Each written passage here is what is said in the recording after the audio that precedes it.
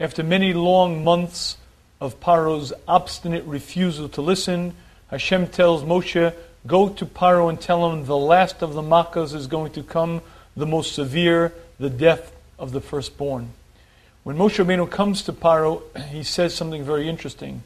He says to Paro, all of the firstborn in Mitzrayim are going to die, and all of your servants are going to come running to me. Rashi notes that that wasn't exactly what Hashem said to Moshe. Hashem said to Moshe that Paro will come running to you. Yet when Moshe told those words to Paro, he changed it. He said that after this Makkah, your servants are going to come running to me. Rashi explains why Moshe changed the message that Hashem gave him. L'chalak kavod l'malchus, because Moshe was giving honor, giving respect to the monarchy. And therefore he changed the expression. It wasn't proper to say that His Highness Paro will come running, better to say his servants will come running. And I believe that this Rashi is rather problematic, because if we focus on the wickedness of this government and the wickedness of Paro, we'll soon see that it doesn't make sense to respect them at all. The focus of that government was the oppression of the Jewish people. The slave labor that gave the entire power to Paro and literally financed his endeavors was the backbone of the Jewish workforce. Not only were they slaves in Mitzrayim, the Jews were oppressed and tortured, and Paro was the head butcher. Paro slaughtered 150 Jewish babies in the morning, 150 at night for him to cure his saras. He was a wicked individual. Why in the world would Moshe go out of his way to give kavod, to give respect to such a man?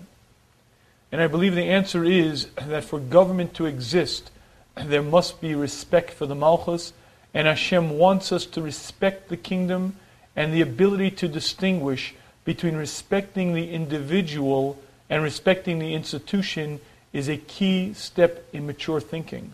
There's no question that this individual Paro was not worthy of respect. He was a wicked individual. But the institution that he occupied was the monarchy, and the monarchy deserves respect. For mankind to exist, there must be government. For mankind to be ruled properly, there must be leaders. And Hashem wants us to respect those leaders despite the fact that they themselves may not be worthy of respect. The institution that they occupy is, even if that institution has turned to wickedness, for mankind's preservation there must be government, there must be law and order, and therefore each human being, each citizen must respect the Malchus, must respect the monarchy. For us as Jews living still in exile, this has a very powerful message. For the first time in almost 2,000 years, we as Jewish people have rights in the country that we live in. We have the right to vote, we have the right to assembly, we have the right to create our own school systems, we have the right to educate our children as we see fit. And for the first time in our history of this exile, we are given full rights of all citizens, and never have we ever had it this good. And all the country that we ask for makes the request of us is that we act as good citizens, pay taxes, abide by the laws of the land. It is incumbent upon us to recognize how good we have it here. It is incumbent upon us, based on the Torah principle of respecting the Malchus, to respect the laws of the land, to act as law-abiding citizens, and to recognize quite how good we have it here, and treat the laws of the land with the respect due to them.